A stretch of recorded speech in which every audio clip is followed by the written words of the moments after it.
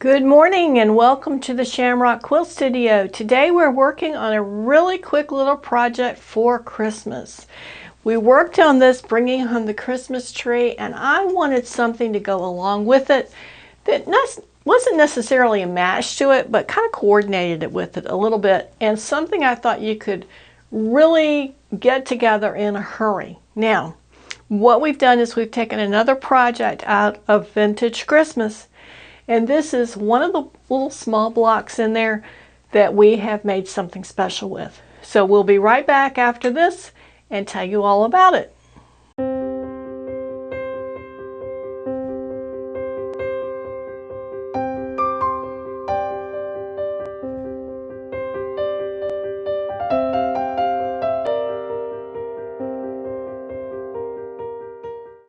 Hi and welcome back.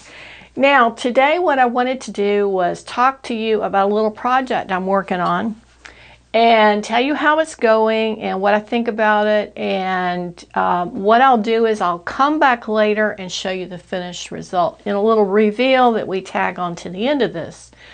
But I wanted to tell you about where I am right now. First of all, what the project is. I wanted something to coordinate with our quilt for this year, bringing home the Christmas tree, also out of this book. So what I did was I took a project that they show in the book. Let me see if I can find that real quick. I really liked the way it looked. And it reminded me a little bit of another one of the projects we did last year called Sugarplum Lights. And I think I'll put a picture of it right here so you can see that.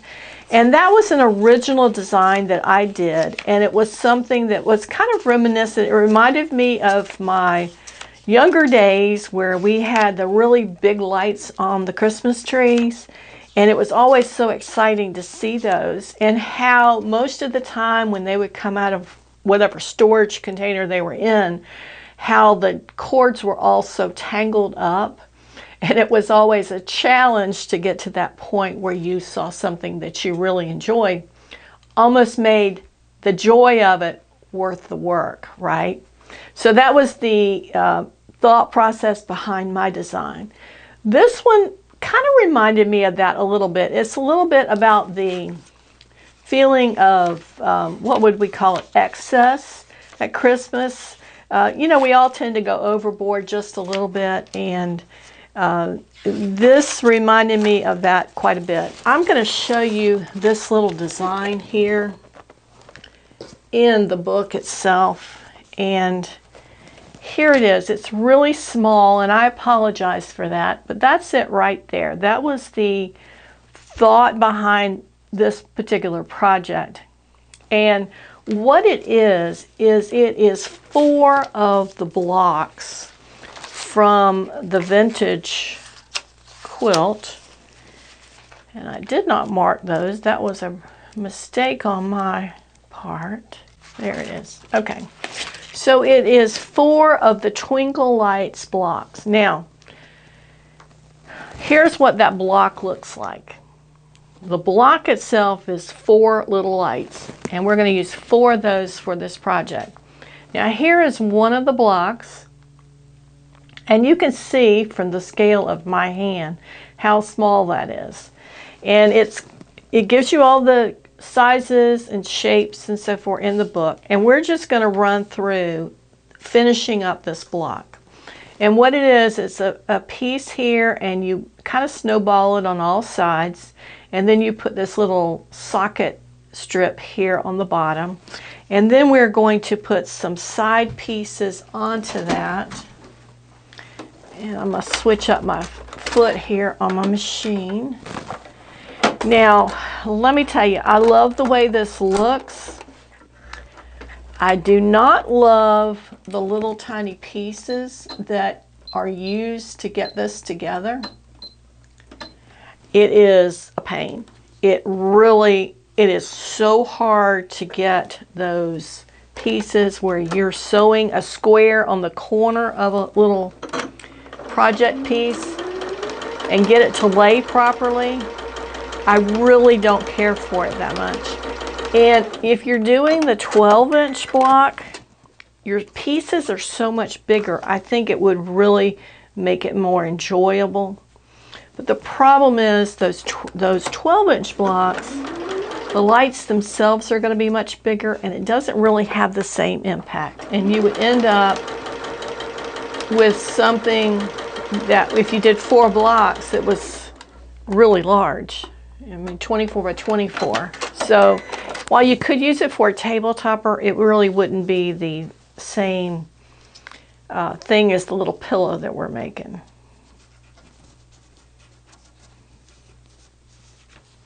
Okay, so we sewed those on the sides, and then you asked to sew these little blocks on the corners. Now, the one thing that makes this pattern quick to do and economical to do is that for the lights themselves, you only need a really small piece of fabric. Whoops, my needle is not set in the right place. Sorry about that.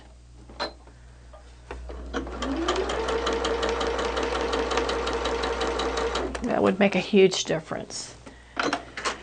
So you can economically make this particular block because you can use a lot of scraps. And the pieces are small, so for me, I use the background fabric that we used on Bringing Home the Christmas Tree.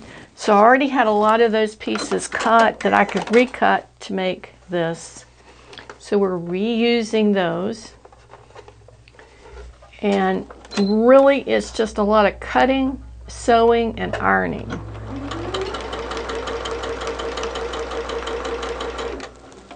Now, I'm not particularly all that great at sewing that diagonal line across, and I think that's what caused me a lot of problems.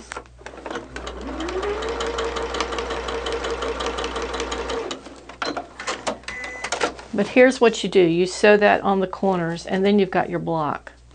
And then you take those blocks and put them together to do the 4 lights.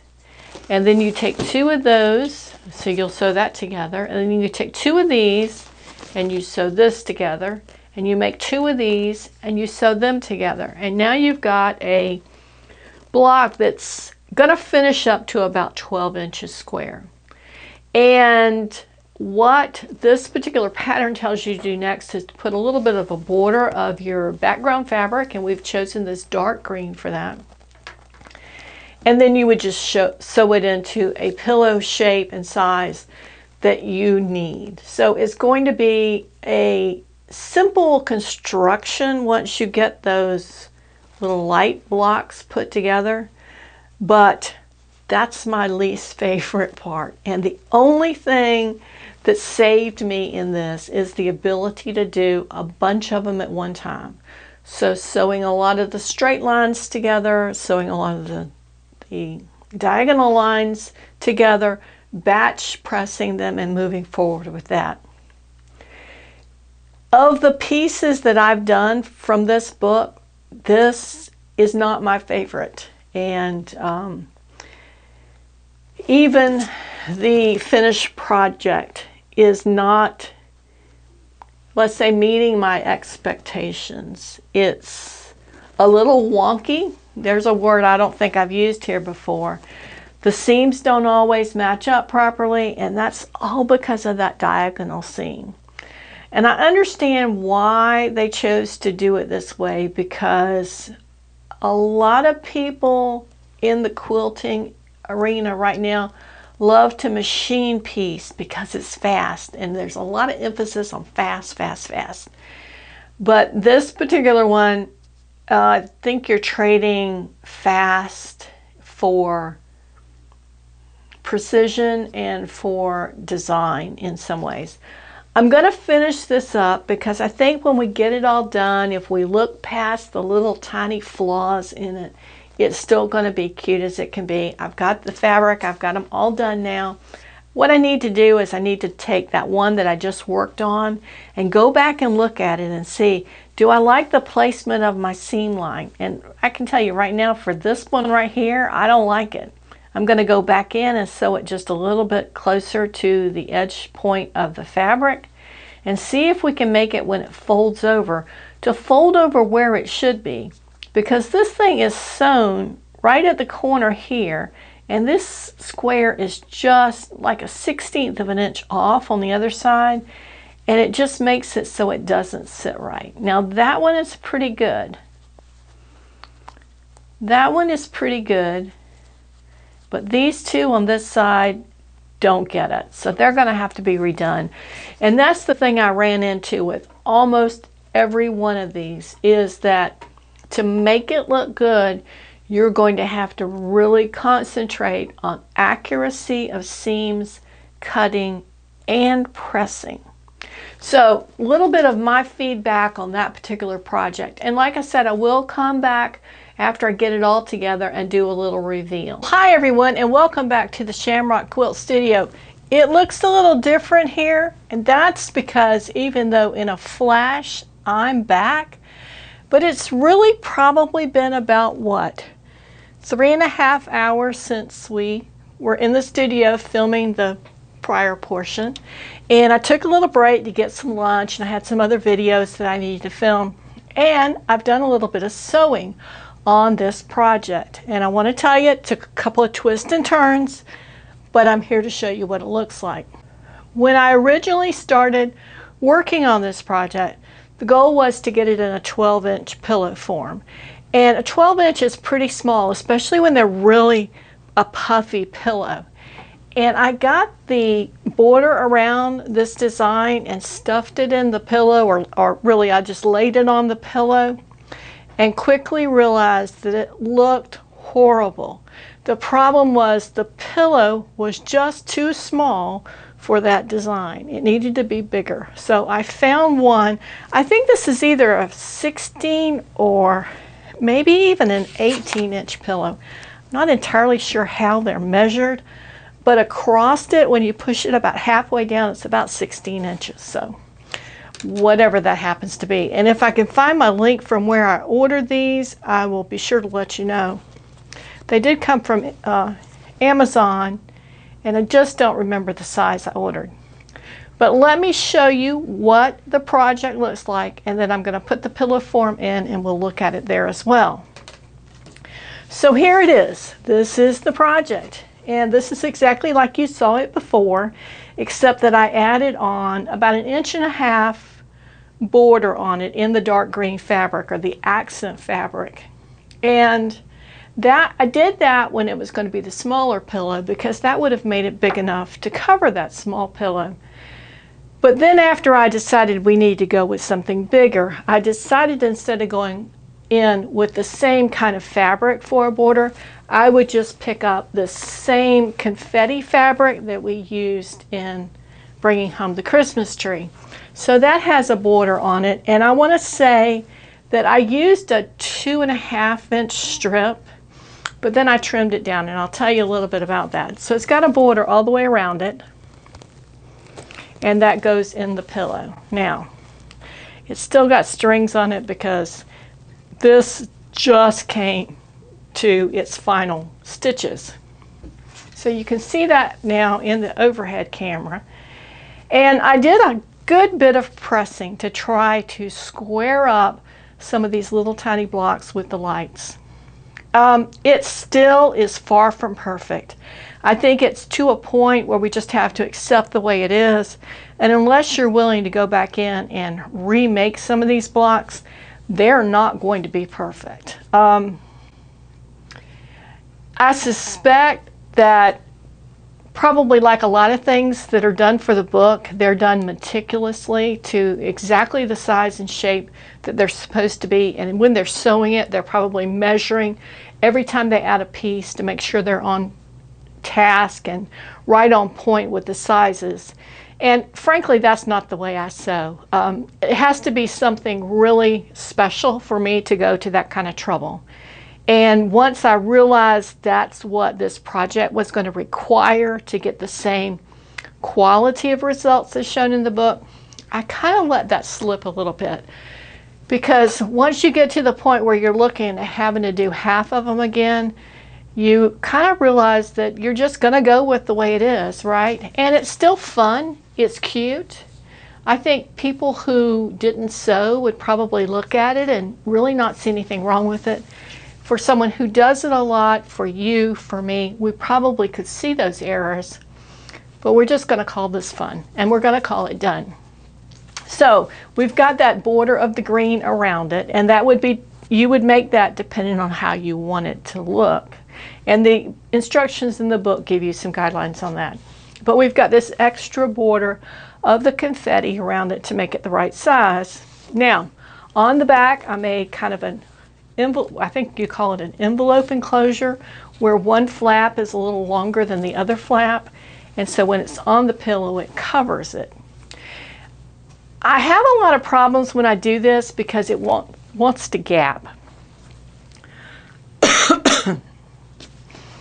And part of the way that I'm mitigating that problem with this one is right along this edge that's on the outside.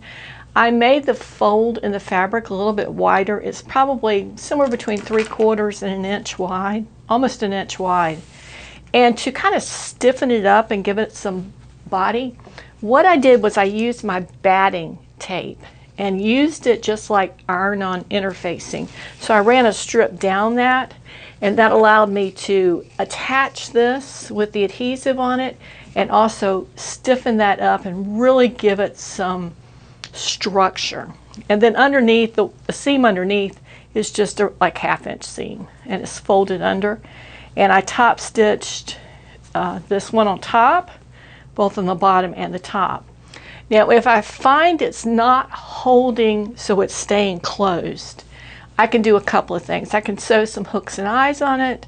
I can sew some snaps on it. I can use a little punch and put some colored snaps on it, which would really be kind of cute to just run a row of snaps all the way across in different colors. That would be really cute and effective in that kind of fun mode that we're in. As far as putting the front to the back, I sewed that at about the size I thought it needed to be, did a test run, put the pillow form in there. It worked out fine. And then I ran another row of stitching about 1/8 of an inch inside my original row. And then I pinked the seam. And you can see that. Let's see if I can get one out of here. Right here. You can see where I pinked that seam using just a pair of pinking shears, or I think they have pinking blades for your rotary cutter. Now I'm going to put the pillow in. And what we need to do is we need to reach to the one inside, and we're going to stuff that one first. And I like to stuff it in a good little bit. And then I'm going to pull this other one up and shove that pillow form in. It's really just that easy. And then we're going to just try to get it in there evenly.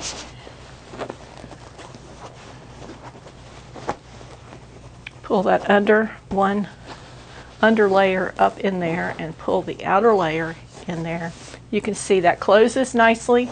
Like I said, if it wants to gap on you, you can add something to fasten it. You could also use Velcro here. And since you've got that little structure in that band, it's going to work really well. And there's our pillow.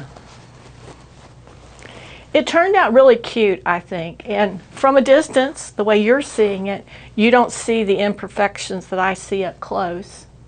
And it's all about fun. So a cute little design, not my favorite pattern in the book. I love the way it looks, the way it sews. I'm not so happy with it. But I will say this, if you did this pattern and you had all the time in the world to make sure that every stitch was exactly where it needed to be, that none of your biases ever stretched, and your seam allowances were spot on every time, it probably would give you excellent results. For this particular project on this day, not so much for me. We'll call that my error. But there's our project. It really came together pretty quickly. I think that maybe I sewed about 4 hours on this section, and then about maybe 2 hours on the borders and getting the back and the construction of the pillowcase together.